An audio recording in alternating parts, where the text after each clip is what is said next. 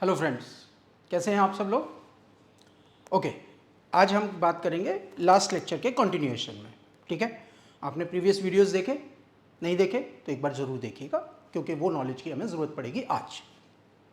Last lecture में हमने क्या पढ़ा था, थोड़ी सी कैलकुलेशंस की थी और अमाइनो एसिड्स को हमने देखा था कि अमाइनो एसिड्स जब एक दूसरे से रिएक्शन करते हैं तो एक पेप्टाइड बॉन्ड के थ्रू एक स्ट्रक्चर बनाते हैं जिसको हम बोलते हैं प्रोटीन, राइट। और जो बॉन्ड बनता है इनके बीच में उसको बोला जाता है पेप्टाइड बॉन्ड, करेक्ट। और ये जो पेप्टाइड बॉन्ड है ये एक बॉन्ड है which is having close similarity to the, chemistry में हम अमाइड बॉन्ड जैसे पढ़ते थे वैसे ही कुछ कुछ सिमिट्री है इसकी। ये जो अमाइड बॉन्ड होने के बावजूद ये एक पेप्टाइड बॉन्ड है क्योंकि इसका एक कैरेक्टरिस्टिक फीचर होता है, और वो फीचर क्या है, this bond has a partial double bond character. इसको याद रखिएगा क्योंकि ये केमिस्ट्री हमें आगे जरूरत पड़ने वाली है। ये जो बॉन्ड होता है ये एक पार्शियल डबल बॉन्ड होता है पेप्टाइड बॉन्ड, यानी कि इवन दो देखने में ये अमाइड जैसा लगेगा, यानी कि अगर हम इसका स्ट्रक्चर बनाएं तो ये कुछ कुछ इस तरीके का दिखता है, ठीक है ना, CONH। और ये जो बॉन्ड है देखने में एक तरह से अमाइड बॉन्ड होने के बावजूद ये पेप्टाइड बॉन्ड क्यों कहलाता है, बिकॉज इसमें एक पार्शियल डबल बॉन्ड कैरेक्टर होता है। कैसे आप प्रूव करेंगे इसमें पार्शियल डबल बॉन्ड कैरेक्टर, जब इसका बॉन्ड लेंथ देखा गया इस वाले का तो इट हैज बीन फाउंड कि ये जो CN बॉन्ड है इसका bond length is very close to a double bond rather than a single bond, जिससे कि हमें फर्दर एविडेंस मिलता है कि जो पेप्टाइड बॉन्ड है वो एक डबल बॉन्ड कैरेक्टर होता है। इस नॉलेज के बैकड्रॉप में अब हम आज के लेक्चर को कंटिन्यू करेंगे, यानी कि amino acid join together through peptide bond having a double bond character and forms the polymer. अब हमारे पास जब जब अमाइनो एसिड बन गए तो हमारे पास क्या मिला, एक स्ट्रक्चर मिलने वाला है। और जब भी अमाइनो एसिड एक पॉलीमर बनाते हैं तो जो पहला स्ट्रक्चर मिलके आता है उसको हम बोलते हैं प्राइमरी स्ट्रक्चर। ये जो प्राइमरी स्ट्रक्चर होता है ये एक लीनियर स्ट्रक्चर होता है जिसके अंदर लाइफ नहीं है। आपको पता है प्रोटीन एक बायोमॉलिक्यूल है, यानी कि इसके अंदर एक वर्ड आता है बायो, और बायो की डेफिनेशन क्या होती थी, the study of living beings, यानी कि प्रोटीन को एक लाइव मॉलिक्यूल होना पड़ेगा। ये स्ट्रक्चर से आप लाइफ की एक्सपेक्टेंसी मत रखिए, यानी कि एक डीनेचर्ड स्ट्रक्चर, एक प्राइमरी स्ट्रक्चर अनलेस अनटिल ये फोल्ड नहीं होगा तब तक इसके अंदर लाइफ नहीं आएगी। It will still remain as a polymer, it will never become a biopolymer. यानी कि किसी भी प्राइमरी स्ट्रक्चर को in order to become a functionally viable structure इसको क्या बनना पड़ेगा, इसको मिनिमम कोई सेकेंडरी स्ट्रक्चर बनना पड़ेगा, या तो ये अल्फा हेलिक्स बने या फिर ये शीट बने। अनलेस अनटिल ये सेकेंडरी स्ट्रक्चर या हायर हायरार्की नहीं बनेगा तब तक ये बायोलॉजिकली रेलेवेंट नहीं होगा। और यहीं से एक डायलेमा शुरू होती है प्रोटीन वर्ल्ड में कि एक प्राइमरी स्ट्रक्चर को what are the forces which govern that it will become a secondary structure. आप कहेंगे कि इसमें डायलेमा क्या है, इसमें डायलेमा आती है इसकी प्रोबेबिलिटीज से, the degree of freedom by which it can fold. जब 2 मिनट के लिए सोचिए कि अगर कोई प्रोटीन मान लीजिए 10 अमाइनो एसिड से, हम एक सिंपलेस्ट अमाइनो एसिड्स का स्ट्रक्चर ले लेते हैं, लेट अस से 10 अमाइनो एसिड से मिलकर बना हुआ है कोई प्रोटीन, और अगर हम इसको अलाउ कर दें that it can take either alpha helical structure और अ शीट स्ट्रक्चर और अ रैंडम कॉइल स्ट्रक्चर, और इसको बोला जाए कि you take your time to fold correctly, can you expect how much time it is going to take. Just putting the formula कि हमारे पास 3 अवेलेबल कंफर्मेशन हमने अलाउ कर रखी है and number of amino acid is 10, तो can you expect how much time it is going to take, it will be in years. That means एक protein जो कि इतना सिंपल है कि उसमें सिर्फ 10 अमाइनो एसिड हैं, वो ईयर टाइम ले जाएगा, ईयर इक्विवेलेंट टाइम ले जाएगा in order to correctly fold. ये था परमुटेशन या फिर मैथमेटिकल कैलकुलेशंस। 2 मिनट के लिए अगर आप बायोलॉजी में देखें तो you know that a protein will never take that much time to get correctly folded. It just take either some seconds or a minutes. in order to correctly fold. इसका मतलब एक कॉन्ट्राडिक्शन है, एक paradox है between the calculated value and the value which we observe in biology. और इस dilemma को, इस पैराडॉक्स को एक नाम से जाना जाता है which we called as Levinthal paradox. अक्सर एक क्वेश्चन आता है कि लेवाइंथल पैराडॉक्स जो है वो किससे एसोसिएटेड है. लेवाइंथल पैराडॉक्स एक तरह का कॉन्ट्राडिक्शन है the time which is being taken by the a protein to get correctly folded. अगर हम उस वैल्यू को कैलकुलेट करें थ्रू मैथमेटिकल टूल्स या फिर हम देखें उसको फिजियोलॉजी में, दोनों में बहुत ड्रास्टिक कंट्राडिक्शन आएगा. ये मैटर नहीं है बिटवीन सम मिनट्स या सम फ्यू सेकंड्स का, ये है ईयर्स का डिफरेंस, और इनमें से कोई एक टर्म सही हो सकती है. Maths because it is a fundamental science, तो इसको भी गलत नहीं बोला जा सकता. और फिजियोलॉजी में हम कैसे इग्नोर कर दें, क्योंकि वो हम जानते हैं कि it don't take years time to get it correctly folded. इनमें से चीज़ क्या सही है? और ये जो डायलेमा है इसने साइंटिस्ट को बहुत ईयर आफ्टर ईयर्स परेशान करके रखा है. And this is called as the problem of protein folding, the puzzle of protein folding. इसकी शुरुआत कहाँ से होती है? इसकी शुरुआत इसके इनहेरेंट नेचर से होती है.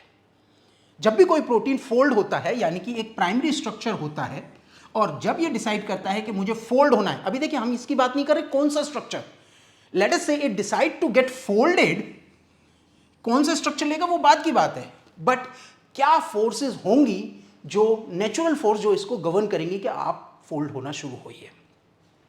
जैसे हमारी बॉडी में जब बच्चा पैदा होता है फ्रॉम अ जाइगोट, तो एक बॉडी प्लान गवर्न करता है, कुछ जीन्स गवर्न करती हैं कि वो क्या बॉडी बनाएगा, हेड क्या बनेगा, टेल क्या बनेगा, हाथ कहाँ से आएगा, कौन सी लेयर जो है मीजोडर्म बनेगी, कौन सी आपकी एक्टोडर्म, एंडोडर्म, ये सब हमें पता है कि कौन सी चीज़ क्या बनती है. इसके बारे में सब कुछ क्लैरिटी है. कुछ जीन्स हैं जो गवर्न करती हैं. यहाँ पर कौन सी जीन्स है? जीन्स का रोल बहुत पहले खत्म हो चुका है. जीन्स ने ये बनाकर दे दिया है प्राइमरी स्ट्रक्चर. अब इसको कौन गाइड करेगा? Who will be the master regulator to tell you have to fold it? और यहीं पे absence of correctly folding is actually give us a dilemma कि कौन सी फोर्सेस हैं जो इसको ये बताती हैं कि आप फोल्ड होंगे. और यहां पर एक और प्रॉब्लम आती है निकल के. वो क्या है? आपने अगर थर्मोडायनेमिक्स पढ़ी है थोड़ी सी भी, तो उसमें 4 लॉज होते थे, और हम जनरली थर्मोडायनेमिक्स में 4 टर्म्स को भी पढ़ते हैं, एंथैल्पी, एंट्रोपी, फ्री एनर्जी, और एक और टर्म होती थी इंटरनल एनर्जी. क्या आपको पता है इन चारों टर्म में से सिर्फ एक ही टर्म यूज हुई है to make the thermodynamics law, and that is called as second law of thermodynamics या law of entropy. Out of 4 available thermodynamic term, entropy इतनी सिग्निफिकेंट थी कि इसके ऊपर हमने एक लॉ बनाया. यानी कि एक चीज तो बहुत क्लियर है कि जो थर्मोडायनेमिक्स का सेकंड लॉ है इसके एक्सेप्शंस नहीं है. और वो अब क्यूरियस होंगे आपकी कि सेकंड लॉ ऑफ थर्मोडायनेमिक्स था क्या. हमने पहला पढ़ा हुआ है, थर्ड पढ़ा हुआ है, फोर्थ भी पढ़ा हुआ है. सेकंड लॉ ऑफ थर्मोडायनेमिक्स पे ज़्यादा हम तवज्जो देते नहीं है. We don't get it the crux of it. First law क्या था? Energy can neither be created not destroyed, सबको याद है. सेकंड लॉ क्या था? जनरली हम लाइफ में फर्स्ट को याद रखते हैं, सेकंड को भूल जाते हैं. बट सेकंड लॉ बहुत इंपॉर्टेंट है as far as the feasibility of a spontaneous process. और वो क्या कहता है? वो कहता है सिंपल वर्ड्स में अगर हम बोलें कि हर प्रोसेस जो अपने आप से होना चाहता है उसका जो नेचुरल इंक्लिनेशन है, नेचुरल टेंडेंसी है, वो होगी टुवर्ड्स सिंप्लिसिटी, टुवर्ड्स रैंडमनेस. कहने का पर्पज ये है कि इस दुनिया की हर चीज अगर उसकी विश पे छोड़ दी जाए, यानी कि आपको बोला जाए कि आपका नेचुरल इंक्लिनेशन क्या है, आप क्या करना चाहते हो, तो everybody will say I want it to be simplified, I just be disorganised, I want it to be random. यानी कि सेकेंड लॉ ऑफ थर्मोडायनेमिक्स कहता है कि कोई भी चीज़ अगर उसे कॉम्प्लेक्स बनना है तो आपको कुछ फोर्सेस को इन्वॉल्व करना पड़ेगा. You have to provide energy. और अगर नेचुरली अगर आप चाहते हैं कि वो अपने आप आगे अपने रूट पे चले, जैसे कि हम चाहते हैं कि ये आगे जाए, तो नेचुरली थर्मोडायनेमिक्स के हिसाब से, सेकेंड लॉ ऑफ थर्मोडायनेमिक्स के हिसाब से this should be the natural path. यानी कि कॉम्प्लेक्स से सिंपल होना एक थर्मोडायनेमिकली वाइबल प्रोसेस है. एक सिंपल से कॉम्प्लेक्स होना अगेंस्ट द थर्मोडायनेमिक्स है. और जैसा कि आपने पढ़ा होगा छोटी क्लासेस में, अगर ऐसे किसी भी प्रोसेस को कराना होता है तो हमें देनी पड़ती है एनर्जी या फिर कुछ मेंटरिंग या सुपरविजन या फिर फोर्सेस. अब यहीं पे साइंटिस्ट वर पजल्ड कि कौन सी ऐसी फोर्सेस हैं, क्योंकि देखिए अब यहाँ पे एक बड़ी इंटरेस्टिंग चीज़ है, हम बोल रहे हैं या तो आप दीजिए एनर्जी ऐसे फोर्सेस को कराने के लिए या फिर इसको गाइड करिए। अब एनर्जी अगर आप सभी प्रोटीन को फोल्डिंग के लिए देने लग गए तो हमारी बॉडी का जो चंक ऑफ एनर्जी प्रोडक्शन है वो सारे प्रोटीन फोल्डिंग में चला जाएगा। We cannot afford to do that. यानी कि this cannot be option. Yes, for certain protein folding we can provide the energy, but not the all protein. At least not to initial stages. इसका मतलब there has to be a guided process. यानी protein folding में initial stage में आपको guiding की जरूरत पड़ेगी, आपको बताना होगा। एक बच्चे को शुरुआत में हमें प्री नर्सरी में डालते हैं, क्यों? उसको बैठना सिखाना होता है, उसको स्कूलिंग के लिए तैयार करना होता है। सिमिलरली हमें एक प्राइमरी स्ट्रक्चर को सेकेंडरी अगर बनाना है तो we have to put them in pre nursery. हमें इसको गाइड कराना होगा, हमें बताना होगा कि you have to fold it. उसके बाद ये फोल्डिंग पैटर्न अपने आप से लेने शुरू हो जाएगा। और यहीं पर हमें देखना होगा वो कौन सी फोर्सेस हैं जो प्रोटीन फोल्डिंग को गवर्न करती हैं। One of the great insight which was being provided in the initial stage of protein folding came from a Nobel laureate experiment called Anfinsen experiment. ये जो साइंटिस्ट थे इन्होंने सबसे पहले हमें थोड़ा सा आइडिया दिया कि जो प्रोटीन फोल्डिंग है वो कैसे फोल्ड होगा, कौन उसको गाइड करेगा, इसकी जो इनिशियल नॉलेज है वो कहाँ से आती है। और उन्होंने एक बड़ा ही सिंपल एक्सपेरिमेंट किया जिसको नोबेल प्राइज बाद में मिला। आप देखेंगे एक बहुत ही सिंपल एक्सपेरिमेंट है। इन्होंने एक एंजाइम लिया था RNase, ribonuclease. Ribonuclease happens to be a enzyme which works on RNA and cleave it off, and one of the fastest enzyme, one of the most vigorous enzyme, RNA को देखकर ही काट डालता है। छोटा एंजाइम है और इसकी एक खासियत है कि it has got lot of disulphide linkage. यानी कि अगर हम इसके प्रोटीन फोल्डेड स्ट्रक्चर की बात करें तो इसके अंदर बहुत सारे डाइसल्फाइड लिंकेजेस हैं और दूसरे आपके नॉन कोवेलेंट इंटरेक्शंस हैं, लाइक आपके हाइड्रोजन बॉन्डिंग, सर्टेन आयनिक इंटरेक्शंस, सर्टेन आपके वंडरवॉल इंटरेक्शन। जो भी फोर्स जिसमें कोवेलेंट बॉन्ड ना बनता हो उनको हम नॉन कोवेलेंट इंटरेक्शंस बोल देते हैं, ठीक है ना। और यहाँ पे कोवेलेंट के नाम पे क्या है? डाइसल्फाइड, और जबकि नॉन कोवेलेंट के नाम पे क्या है? Hydrogen bonding, van der Waals forces and ionic interaction, ionic dipole interactions. Great, तो अभी हम फिलहाल के लिए इसका अच्छा सा स्ट्रक्चर्स बनाते हैं और फिर समझते हैं कि इन्होंने क्या किया था। ये है आपका क्या? राइबोन्यूक्लियेज। डायग्राम पे मत जाइएगा, चीज़ जो है वो देखिए क्या है कि इसमें डाइसल्फाइड लिंकेजेस है जो कि इसके स्ट्रक्चर को, सेकेंडरी स्ट्रक्चर को मेंटेन करने के लिए ज़रूरी है। और इसके अंदर वेरियस डिफरेंट टाइप्स के नॉन कोवेलेंट इंटरेक्शंस हैं। Dash dash dash generally use होता है to showcase the non covalent interactions, ठीक है। चलो आगे चलते हैं। अब इन्होंने क्या करा, he has expose this ribonuclease. चूंकि ये एंजाइम है तो उन्होंने इसकी एक्टिविटी मेजर करी और he found that it has got 100% activity. यानी एंजाइम क्या है? वाइबल है, फंक्शन कर रहा है और एक्टिव है। और अगर एक्टिव है तो अभी हमने क्या बोला, कोई भी मॉलिक्यूल वाइबल कब होता है? बायोलॉजी उसमें कब आती है? When it has minimum of secondary structure. Primary पे लाइफ नहीं होती है। तो यानी कि इसके अंदर कुछ होना हो बट एटलीस्ट इसके अंदर सेकेंडरी स्ट्रक्चर तो मिनिमम है ही है। उससे ज़्यादा भी हो सकता है बट सेकेंडरी मिनिमम होता है लाइफ स्टेप के लिए। यानी बायोलॉजी कहाँ से शुरू हो जाती है? जब वो एक प्राइमरी सेकेंडरी बनना शुरू हो जाता है। सेकेंडरी के बाद लाइफ कंटिन्यू करती है। और जब उन्होंने इस एंजाइम को एक्सपोज किया दो chemical, beta mercapto ethanol and urea. जरा इन दोनों केमिकल की खासियत समझते हैं। बीटा मरकैप्टो इथेनॉल एक रिड्यूसिंग एजेंट है, यानी कि जहां जहां आपको डाइसल्फाइड लिंकेजेस दिखेंगे ये उस लिंकेजेस को तोड़ देगा। सिंपल सा बात कि ये जो दो एसएस जो जुड़े हुए हैं इनके बीच में जो बॉन्ड है ये वाला, इसको ये ब्रेक डाउन कर देगा। जो लिंकेज है जिसकी वजह से ये दो प्रोटीन स्ट्रक्चर जुड़े हुए हैं उनको ये क्लीव कर देगा। तो आप कह सकते हैं कि beta mercapto ethanol is disulphide breaker. What about urea?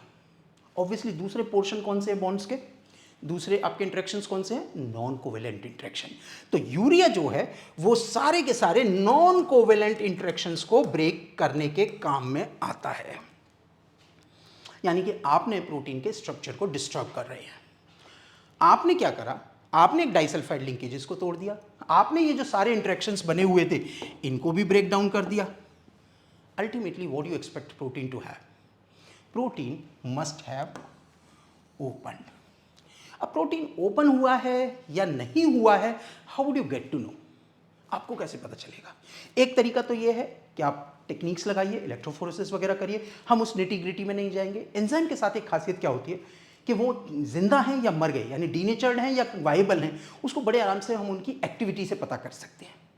इस पोर्शन में जब when ribonuclease was treated with a beta mercaptoethanol and urea, तो देन इसकी activity was lost, 0% activity was there, life has gone out of it. यानी कि ये chemical क्या बन गया होगा? कब किसी स्ट्रक्चर में लाइफ नहीं होती? प्राइमरी स्ट्रक्चर, बिल्कुल करेक्ट। तो यानी कि आपका secondary structure must have lost to the primary structure. अब ब्यूटी देखिए इसके एक्सपेरिमेंट की आगे की। इन्होंने डायलिसिस के थ्रू ये बीटा मरकैप्टोथेनॉल एंड यूरिया को सॉल्यूशन से आउट कर दिया। What do you expect to happen? क्या होना चाहिए? अगर हमने बीटा मरकैप्टोथेनॉल डाला था तो डाइसल्फाइड लिंकेज ब्रेक कर गए थे, यूरिया डाला था तो नॉन कोवेलेंट इंटरेक्शन ब्रेक कर गए थे। अगर हम इन दोनों को हटा लेते हैं तो क्या होना चाहिए? आइडियली क्या होना चाहिए? Yes, they should regain.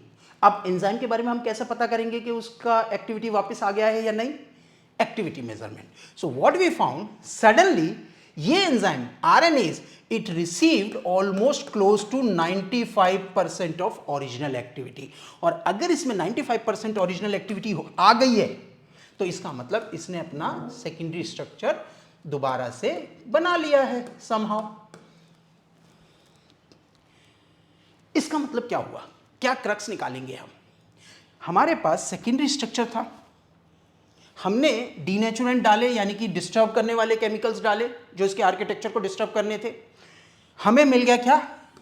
Non living primary structure. इस पोर्शन को थोड़ी देर के लिए इग्नोर करिए, ये अभी हमारे नोबेल लॉरिएट वर्क के लिए इंपॉर्टेंट नहीं है, second half of the experiment. अब now you are having primary structure, और प्राइमरी स्ट्रक्चर यानी नॉन लिविंग मॉलिक्यूल से what you are creating? A secondary structure, that means living organism, living structure. यहां पर मुझे एक चीज बताइए कि प्राइमरी से सेकेंडरी, इसके लिए हमने कौन सी फोर्सेस दी थी? कौन सा एटीपी हमने प्रोवाइड किया था? इनफैक्ट हमने तो इससे छीन लिया था इसकी सराउंडिंग में से केमिकल्स को। यानी कि अनफिंसन के एक्सपेरिमेंट से हमें एक बहुत इंपॉर्टेंट बात पता चली, वो क्या? कि कोई भी पेप्टाइड फोल्ड होने के लिए उसको जो फोर्सेस चाहिए, जो इंस्ट्रक्शन चाहिए, जो गवर्न करेगा, वो उसके खुद के स्ट्रक्चर में होता है, क्योंकि बाहर की कोई फोर्स हमने इन्वॉल्व नहीं करी है। कहने का पर्पस ये है कि एनफिंसन के एक्सपेरिमेंट हैज डिमॉन्स्ट्रेटेड अस कि primary structure when it has to become a secondary structure, इन दोनों के बीच में we need not to provide any force, need not to provide any mentor. इसके बाद खुद से सेल्फ सफिशिएंट इंफॉर्मेशन होती है टू बिकम दिस। बहुत सिंपल सा एग्जांपल देते हैं। जब एक स्पर्म फ्यूज करता है ओवा से, क्या लेकर आता है? सिर्फ डीएनए ही तो। कौन उसे बताता है कि उसको मेल बनना है या फीमेल बनना है? उसको आईज यहाँ पे लगानी है, हार्ट यहाँ पे लगाना है, लंग्स यहाँ पे लगाना है, हेड यहाँ बनना है, टेल बनना है। उसके अंदर ही तो सारी इंफॉर्मेशन होती है, डीएनए में ही तो होती है। सेम वे में प्रोटीन के प्राइमरी स्ट्रक्चर, उसी में सारी इंफॉर्मेशन छिपी है कि वो क्या बनने वाला है। और प्राइमरी स्ट्रक्चर को कोड कौन करता है? उसकी जीन्स। यानी कि the way a protein is going to adopt a conformation, जिस तरीके से एक प्रोटीन आगे जाके फोल्ड होगा, वो डिसाइड करता है उसका जेनेटिक मेकअप। सिंपल सी बात। यानी कि आपका सीक्वेंस ऑफ डीएनए क्या है, वो डिसाइड करेगा कि पेप्टाइड का सीक्वेंस क्या होगा, और पेप्टाइड का सीक्वेंस डिसाइड करेगा कि वो कौन सी फोल्डिंग लेने वाला है, whether it is going to adopt helix, whether it is going to adopt the sheet, whether it is going to adopt the your third thing आपका कॉइल। तो एनफिंसन का एक्सपेरिमेंट जो है बड़ा इंटरेस्टिंग एक्सपेरिमेंट था, बड़ा सिंपल एक्सपेरिमेंट था। And in a way अगर आप ध्यान से देखें, Anfinsen was lucky to choose a right molecule on work. ये थोड़ा सा इंटरेस्टिंग पॉइंट है। अल्टीमेटली उन्होंने क्या किया है, जरा ध्यान से देखिए। He has taken a protein, denatured, renatured. It is as same as like you have taken an egg, made an omelette and then from omelette to egg. Correct. कई बार आप किस प्रोटीन पे काम कर रहे होते हो वो भी डिसाइड करता है कि आपका डायरेक्शन ऑफ रिसर्च वो किस तरीके से जाएगा। Ribonuclease was one of the small group of enzymes, या फिर आप कह सकते हैं उन कुछ प्रोटीन में से एक है जिसको आप रीनेचर कर सकते हो। सभी प्रोटीन्स में ये काम नहीं कर सकते। अगर आप एनफिंसन के एक्सपेरिमेंट को सोच रहे हैं किसी और प्रोटीन पर अप्लाई करने के लिए, believe me you will be fail to do. Anfinsen ने अपना जो एक्सपेरिमेंट प्रूव किया उससे अब हमें ये बात पता चलने लग गई कि ultimately it is the genetic makeup which is going to decide what you are going to become. हमने अभी तक बात करी है कि एक प्राइमरी स्ट्रक्चर सेकेंडरी स्ट्रक्चर बनाने के लिए क्या फोर्सेस चाहिए। हमें यह पता लगा कि एक प्राइमरी स्ट्रक्चर से सेकेंडरी स्ट्रक्चर बनने के लिए या उसकी इनिशिएशन ऑफ प्रोटीन फोल्डिंग के लिए you need not to require have any mentor, any guidance. वो उसके इनहेरेंट होती है। जब वो पैदा होता है तभी उसके अंदर पता होता है कि उसको क्या बनना है। करेक्ट। एक और एग्जांपल देंगे। When king cobra Lay's it's egg, तो जो आपके जो आते हैं आपके किंग कोबरा के बच्चे निकल के आते हैं, they know how to bite. ये हर एक के अंदर होता है। जब वो पैदा होता है तो उसके अंदर कुछ जीन्स होती हैं which tells them what they have to. Proteins में भी यही है। हम भी प्रोटीन से ही बने हैं, remember that. Now question comes, second question, who will decide out of available choices. Let's say ने कहा प्रोटीन है, पेप्टाइड स्ट्रक्चर है, इसने डिसाइड कर लिया कि मुझे फोल्ड होना है। और कौन डिसाइड करवा रहा है इसको? जीन्स। अब नाउ इसके पास चॉइसेस हैं। क्या? Whether it will become helix, whether it will become sheet और इट विल बिकम कॉइल। अब हेलिक्स में बहुत सारे ऑप्शंस हैं। You become right handed helix, left handed helix, sheets you become anti parallel, parallel, coil, coil में भी बहुत सारे एग्जांपल्स हैं। आप टर्न्स बन सकते हैं, आप लूप्स बन सकते हैं, आप एक्सटेंडेड कॉइल्स बन सकते हैं। तो आपके पास बहुत सारे अवेलेबल ऑप्शंस होते हैं। अब इनमें कैसे डिसाइड होगा कि what you are going to become? और यहीं पे हमें प्रोटीन के स्ट्रक्चर्स को समझना होगा। लेट अस से हम एक पेप्टाइड की बात करते हैं और इसके अंदर वेरियस अमाइनो एसिड्स हैं। थोड़ा सा केमिस्ट्री अगर हम इसकी देखें तो क्या क्या होगा। इसके एक एंड पे क्या होगा? एन टर्मिनल यानी NH2। और उसके बाद क्या होगा आपका C alpha, the carbon which is connected with functional side chain. Side chain अभी हम डिस्कस नहीं करेंगे क्योंकि सेकेंडरी स्ट्रक्चर जब बनना होता है तो साइड चेन का कोई रोल होता नहीं है। Remember that. आपने लोअर क्लासेस में पढ़ा होगा कि प्राइमरी से सेकेंडरी जब भी बनाना होगा तो दो चीज़ें मैंडेटरी हैं। क्या? कि हाइड्रोजन बॉन्डिंग इन्वॉल्व होगी, पहली बात, यानी नॉन कोवेलेंट इंटरेक्शन इन्वॉल्व होंगे। और दूसरा, कभी भी साइड चेन की यूज नहीं होगा। साइड चेन आपका यूज होता है टर्शियरी स्ट्रक्चर बनाने में। ठीक है, तो अभी हम उसको इग्नोर करेंगे। चलिए, उसके बाद क्या होगा? You will be having a peptide linkage. Correct. And then आपका नाइट्रोजन आते ही आपकी रिवर्सिबिलिटी शुरू हो गई, यानी कि again you will be having C alpha, then C double bond O, then NH, and then C alpha, C double bond O, NH, and so on, so forth. अगर हम ध्यान से देखें तो इस पूरे स्ट्रक्चर में ये जो मॉलिक्यूल है, ये पेप्टाइड बॉन्ड, ये क्या था? Was it not having partial double bond character? Yes. यानी कि कोई भी मूवमेंट इसके अक्रॉस तो होगी नहीं, यानी कि आप प्रोटीन को ट्विस्ट नहीं कर सकते किसके अक्रॉस? पेप्टाइड बैकबोन के। तो आप कह सकते हैं कि पेप्टाइड बैकबोन में जो आपका पेप्टाइड बॉन्ड है वो एक तरह से आपका फ्रीज सिस्टम है, एक तरह से आपका एक प्लेनर रिंग सिस्टम है। और इसकी मूवमेंट आपकी किस किस के अगेंस्ट हो सकती है? अगर हम यहां से देखें एक C अल्फा से लेके इसके बीच में, तो आप देखेंगे कि आपका C double bond O NH, C alpha C double bond O NH, ये आपकी एक रिपीटिंग यूनिट है जिसमें ये वाला जो बॉन्ड है ये आपका फ्रीज्ड है, इसके अगेंस्ट मूवमेंट नहीं होगा। सिमिलरली आपका मूवमेंट पेप्टाइड बैकबोन में इसमें भी नहीं होगा because of partial double bond character. देखिए पर डबल बॉन्ड को आप कैसे मूव कराएंगे, नहीं होता ना। तो आपने पढ़ा है कि डबल बॉन्ड में कभी भी रोटेशन नहीं होगा, ट्रिपल बॉन्ड में कभी रोटेशन नहीं होगा, सिंगल बॉन्ड में रोटेशन हो सकता है। तो सिंगल बॉन्ड कहाँ कहाँ बचा हमारे स्ट्रक्चर में? एक बॉन्ड तो बच गया हमारा N2C अल्फा, और एक और सिंगल बॉन्ड कहाँ बचा है जहां पर के रोटेशन हो सकता है? C अल्फा C के बीच में, करेक्ट। यानी कि कहने का पर्पस ये है, with every alternate peptide backbone there are only 2 available options are there where you can rotate. आप इसको रख के इसको फ्रीज कर दीजिए, इसको रोटेट कर सकते हैं, या इसको फ्रीज करिए, इसको कंप्लीटली रोटेट कर सकते हैं। जैसे कपड़े हम नहीं करते, कपड़े को ऐसे ट्विस्ट करना, सेम वे में आप पेप्टाइड को एक जगह को आप फिक्स करिए, दूसरे को कंप्लीटली रोटेट कर सकते हैं, सेम वे इसको फिक्स करिए, इसको कंप्लीटली रोटेट कर सकते हैं। और मैंने इसे कंप्लीटली रोटेट मतलब 360 डिग्री टर्न। तो यानी कहने का पर्पस ये है कि आपके पास एक अवेलेबल ऑप्शन क्या है, या तो इसको कंप्लीटली 360 कर दीजिए इस वे में और अदर वे अराउंड, या फिर आप इसको कंप्लीटली ट्विस्ट कर दीजिए 360, करेक्ट। और ये बॉन्ड्स कौन से हैं, हमें इनको नाम देना चाहिए ना, कंफ्यूजन हो रहा है। तो हम इनको एक नाम देते हैं क्या, कि N और C अल्फा के बीच में जो बॉन्ड बनता है उसको बोला जाता है फाई बॉन्ड, और जो C अल्फा C के बीच में बॉन्ड बनता है उसको बोला जाता है साई बॉन्ड। इसको याद भी कर सकते हैं, C alpha C, C that mean psi, and C alpha N that means phi, other way around, ठीक है। तो यानी कि आपके पास 2 बॉन्ड्स हैं at which you can rotate the peptide backbone by keeping 2 peptide plane intact. आप 2 peptide backbone को इंटैक्ट रखिए और आप उनके बीच में ये ऐसे समझिए, आप इसको रोटेट कर सकते हैं या इसको रोटेट कर सकते हैं।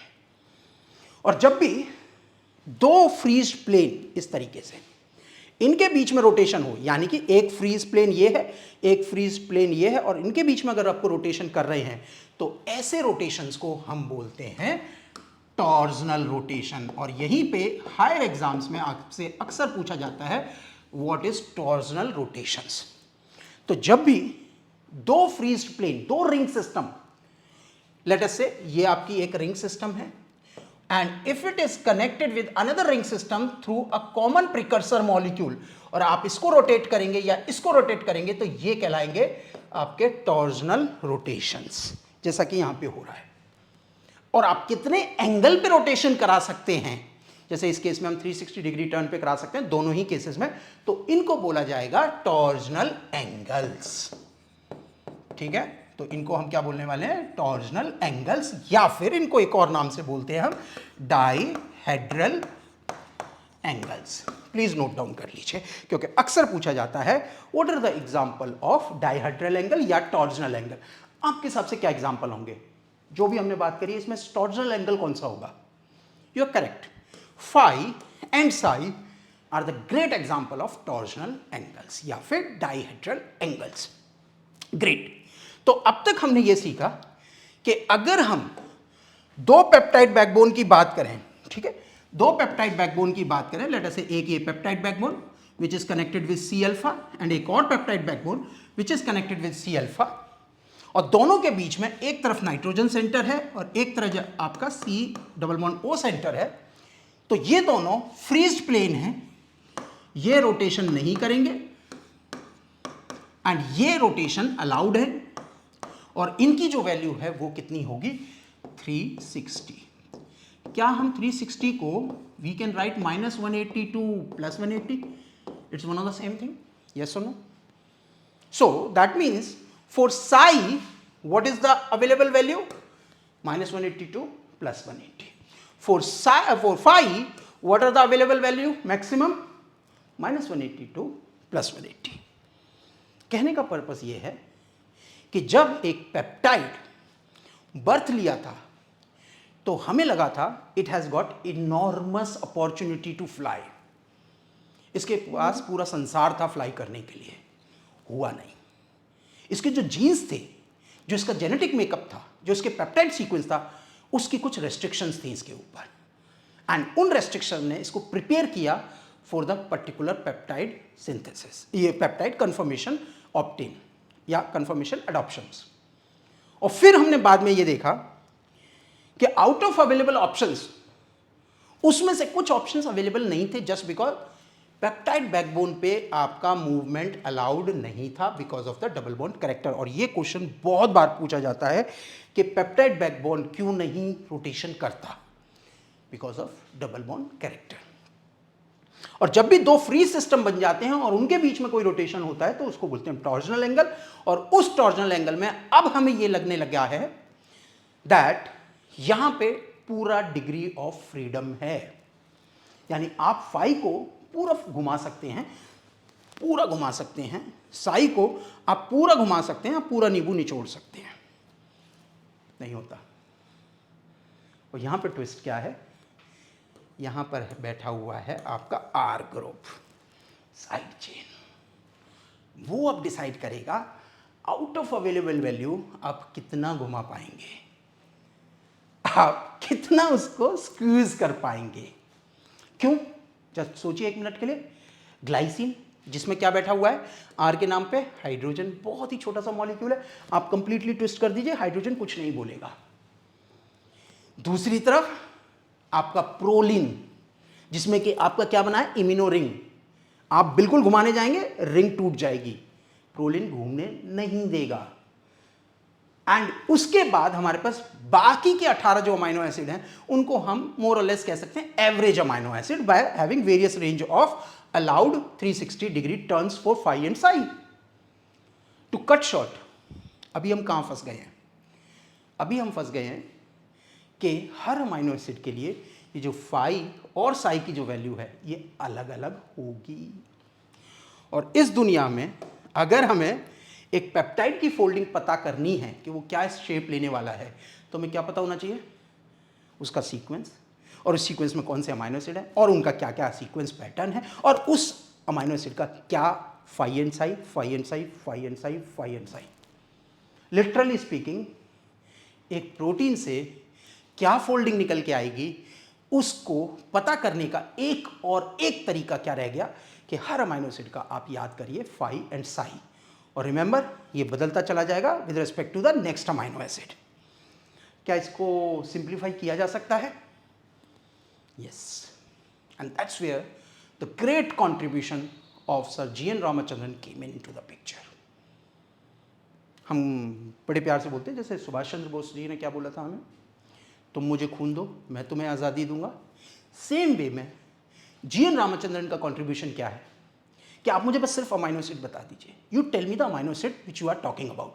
दो अमाइनो एसिड सक्सेसिव कौन से हैं, I will tell you what will be the phi and psi value, पहली बात। और ना केवल फाई और psi value, I will tell you which conformation this protein can take. And believe me, मैं जो बोल रहा हूं कौन सी कन्फर्मेशन होगी, सिर्फ और सिर्फ इस वर्ल्ड में उन दो पेप्टाइड सीक्वेंस से आप कोई तीसरी कन्फर्मेशन नहीं बना सकते। This was the contribution of GN Ramachandran, यानी कि उन्होंने प्रोटीन फोल्डिंग को एक सिर्फ और सिर्फ एक 2D ग्राफ पे समराइज कर दिया। इस दुनिया के सारे प्रोटीन को आप, अगर आपको उनको पेप्टाइड सीक्वेंस पता है, जो कि हमें पता लग सकता है, जीन सीक्वेंस हमें पता है, तो आप रामचंद्रन प्लॉट के फॉर्मूले में डालिए और आप उस प्रोटीन से क्या क्या कंफर्मेशन बना सकते हैं फ्यूचर में, वो सब उसमें लिखी हुई है। एंड बिलीव मी, नेचर में इसके अलावा confirmation is very rare to get. That was a contribution work which is gained by the GN Ramachandran. Unfortunately, he didn't receive the Nobel Prize, but he was entitled to do that. Okay, Ramachandran plot को समझने के लिए बड़ा simple सा है। आप किसी भी ग्राफ में एक x एक्सिस होता है और एक y एक्सिस होता है, करेक्ट? और अगर मैं आपको एक डेटा पॉइंट दूं तो आप कैसे निकालते हैं, एक रिलेशन लगाते हैं, लेट अस से ये एक डेट, और ये क्या बताता है, the relation between y and x axis. ये डेटा पॉइंट क्या बताया आपको, relation between y and x axis, यानी कि आप 2 डायमेंशन में इस डेटा पॉइंट से, लेट अस से इसको हम बोलते हैं डैश, तो ये जो डैश डेटा पॉइंट है इससे आप रिलेट कर पा रहे हैं what will be the value of x when it comes to the y and what will be the value of y when it comes to the x। तो x के reference में आप y निकाल सकते हैं, y के reference में आप x निकाल सकते हैं बाय एक्सट्रापोलेशन और इंट्रापोलेशंस, करेक्ट? ऑलमोस्ट सेम टाइप का ग्राफ जो है सर GN रामाचंद्रन ने दिया था, और इन्होंने भी एक 2D कर्व निकाल के दिया था, 2D ग्राफ या 2D प्लॉट निकाल के दिया था, जो कि कर्व किस किस के बीच में था? It was a curve between psi and phi. अब आपको 20 के 20 अमाइनो एसिड और उनके साई और फाई याद करने की जरूरत नहीं है। देखिए कैसे, इन्होंने कहा था कि जितने भी अमाइनो एसिड हैं आप उनको 3 कैटेगरी में बांट दीजिए, most flexible glycine, most rigid proline, और बाकी के एवरेज। तो अभी हम एवरेज की बात करेंगे, फिर मोस्ट फ्लेक्सिबल और मोस्ट एक्सट्रीम की बात करेंगे, रिजिड सिस्टम्स की बात करेंगे, ठीक है। तो एक एवरेज अमाइनो एसिड के केसेस में क्या होगा? तो एक एवरेज अमाइनो एसिड के बारे में अगर हम बात करें तो एक 2D प्लॉट अगर हम बनाते हैं बिटवीन साई एंड फाई, तो फाई की मैक्सिमम वैल्यू कितनी हो सकती है? Plus 180 degree, and what will be the minimum value? Minus 180 degree. Same way में साई की वैल्यू मिनिमम क्या होगी? माइनस 180, एंड हाईएस्ट वैल्यू क्या होगी? प्लस 180। करेक्ट। और इस बेसिस पे अगर मैं इसको 4 क्वाड्रेंट में डिवाइड कर ले अगर हम, ठीक है, by passing the line from the mid point, ये 0 डिग्री, ये 0 डिग्री, राइट, तो आपको 4 क्वाड्रेंट मिलते हैं रामचंद्रन प्लॉट पे एक एवरेज अमाइनो एसिड में। और एवरेज अमाइनो एसिड जब हम बात कर रहे हैं तो इसका मतलब हम बात कर रहे हैं एल अमाइनो एसिड की। याद रखिए naturally occurring amino acid most of the time are levorotatory, तो हम बात कर रहे हैं लीवोरोटेटरी अमाइनो एसिड की, क्योंकि इस पर भी CSR में अक्सर क्वेश्चन आ जाते हैं, अभी बताएंगे क्या। तो अभी फिलहाल हम एक लीवोरोटेटरी रामचंद्रन एवरेज अमाइनो एसिड की बात कर रहे हैं। और उन्होंने क्या कहा था कि अगर मैं इन 4 क्वाड्रेंट को 4 डिफरेंट डोमेन में बांट देते हैं, सिंपल सा कर देते हैं इसको, लेट अस से ये क्या होगा? Should I call it as left top domain, तो देन राइट टॉप बन जाएगा, ठीक है। ये क्या हो जाएगा? This would be right bottom domain या बॉटम क्वाड्रेंट, एंड ये क्या हो जाएगा? लेफ्ट आपका बॉटम क्वाड्रेंट। 2 मिनट के लिए आपने क्या करा? एक 2D plot of all available value of psi and phi, उनको आपने 4 क्वाड्रेंट में बांट दिया। अब इन्होंने क्या कहा है हमें? For an average amino acid any value which is falling in this domain, यहां से लेके यहां तक, और इसकी आपकी -180 से 0 डिग्री तक, एनी अमाइनो एसिड एवरेज में जिसकी वैल्यू आपके 0 to +185 -180 to 0 degree of psi does not yield you anything। अगर आपके 2 अमाइनो एसिड्स हैं कोई से भी एवरेज कैटेगरी के 18 अमाइनो एसिड्स में से, और अगर आप उसकी फाई और साई की इनमें से कोई वैल्यू लेते हैं तो आप कभी भी कोई प्रोटीन नहीं बना पाएंगे, आप उसमें लाइफ नहीं ला पाएंगे, उसमें सेकेंडरी स्ट्रक्चर नहीं बना पाएंगे। बिल्कुल clear. With these available value you won't be having any biological structure. और आप यकीन करेंगे, भूल जाइए 2 मिनट के लिए नेचर में, इसके एक्सेप्शन तो आपको इन सिलिको केमिस्ट्री में भी नहीं मिलेंगे। यानी कि अगर आप फोर्स भी करेंगे बनाने की प्रोटीन ऑन द लैपटॉप तब भी नहीं बनेगा। That was the greatness of GN Ramachandran उस टाइम पे जब कंप्यूटर्स नहीं थे। Great. Anyways, next come the left bottom. अगर आप कोई भी वैल्यू यहां से लेके यहां तक एंड यहां से लेके यहां तक यूज करते हैं तो believe me you are going to create only and only helix, और इसीलिए इस जोन को बोलते हैं हम हेलिक्स जोन। करेक्ट। और कौन सा हेलिक्स? Right handed helix.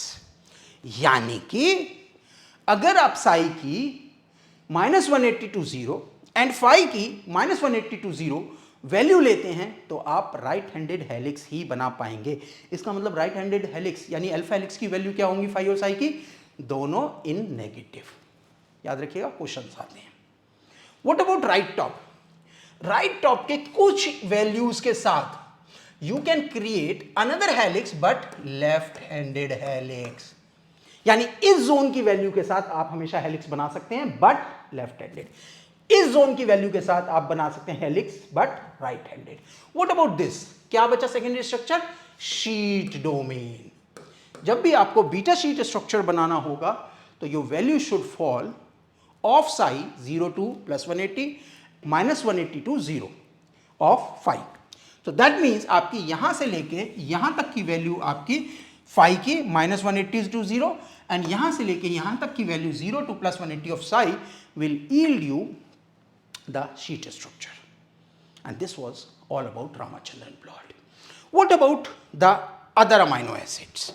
दूसरे अमाइनो एसिड्स में क्या होगा? उससे पहले कि हम दूसरे अमाइनो एसिड्स यानी कि ग्लाइसिन और एलानिन के केसेस में जाएं, तो हम एक काम करते हैं, एक एवरेज अमाइनो एसिड का ग्राफ बना के देखते हैं।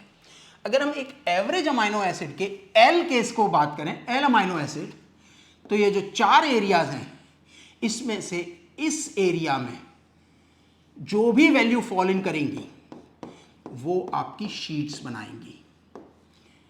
इस एरिया में जो भी वैल्यू फॉल इन करेंगी that will give you the right handed helix, Sai और फाई के। इससे आपको कोई कंफर्मेशन नहीं मिलेगी एंड इसमें से आपको छोटे से एरिया में you will be getting left handed helix.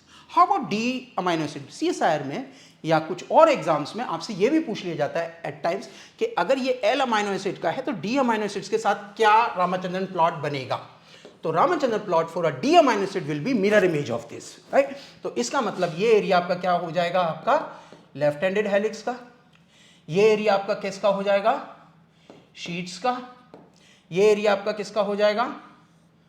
Basically right handed helix का। And this area will not yield you anything. This would B for D amino acid, just the mirror image of the previous one. How about glycine and proline? तो glycine चूंकि एक ऐसा amino acid है जिसमें बहुत ज्यादा degree of freedom है, यानी कि हाइड्रोजन, एज वी सेड कि hydrogen won't cause any problem in rotation, तो इसके केस में you will be having the maximum makeup, यानी कि आपका जो ग्लाइसिन है उसके अंदर ऑलमोस्ट इतनी वैल्यूज को you can use to construct a conformation, right? Here too, यानी ग्लाइसिन का जो रामाचंद्रन प्लॉट पे रिप्रेजेंटेशन है वो सबसे ज्यादा होता है। तो ये भी क्वेश्चन आता है कि कौन सा अमाइनो एसिड जो है which is having most value on Ramachandran plot as an allowed angles? Glycine. तो L glycine will be having the almost all angles which will be allowed as far as creating a secondary structure. What about proline? Proline, out of all available domain, has a very limited area by which you can construct any secondary structure between psi and phi, right? So that means अगर हम आपसे पूछते हैं कि इन question, अब एक question ले लेते हैं, आप देख रहे हैं कि जो प्रोलिन है उसमें तो आपका ऑलमोस्ट इतनी ही वैल्यूज को आप यूज कर सकते हो साई और फाई की, जबकि ग्लाइसिन में आप बहुत सारी वैल्यू यूज कर सकते हो और आपके एक एवरेज अमाइनो एसिड में you will be having 4 domains में से, इसमें से आप कुछ नहीं बना पाओगे, इसमें से आप राइट हैंडेड हेलिक्स बना पाओगे, इसमें से आप लेफ्ट हैंडेड हेलिक्स बना पाओगे और इस वाले एरिया से आप शीट बना सकेंगे। तो एक प्रीवियस ईयर क्वेश्चन को अगर हम डिस्कस करें और आपसे पूछा जाए कि इसमें से बताइए एल ट्रिप्टोफान का रामाचंद्रन प्लॉट किस तरीके का होगा एल का, तो हम आपको 4 स्ट्रक्चर्स दे रहे हैं। लेट अस से आपको इसमें से बताना है which one will be having the structure और Ramachandran plot for L tryptophan. तो एक स्ट्रक्चर तो ये हो गया और इसके हम एक्सपेक्ट करते हैं आप कमेंट सेक्शन में बताएंगे कि इसका आंसर क्या होगा और क्यों। So this is the structure, आप पता कर ही चुके होंगे कि इसका मतलब क्या है फाई और साई में। एक ये स्ट्रक्चर एंड एक ये स्ट्रक्चर, ठीक है, एंड somewhere here and एक ये स्ट्रक्चर। तो Ramachandran plot for L tryptophan कौन सा स्ट्रक्चर फॉलो करेगा? Will it be this, will it be this, will it be this and will it this? जल्दी से आप कमेंट सेक्शन में बताइएगा इस क्वेश्चन का आंसर विद एक्सप्लेनेशन, और अगर आपका एक्सप्लेनेशन हमें पसंद आया तो we will pin your statement. ठीक है, तो इसी के साथ जुड़े रहिए for further knowledge. Thank you very much.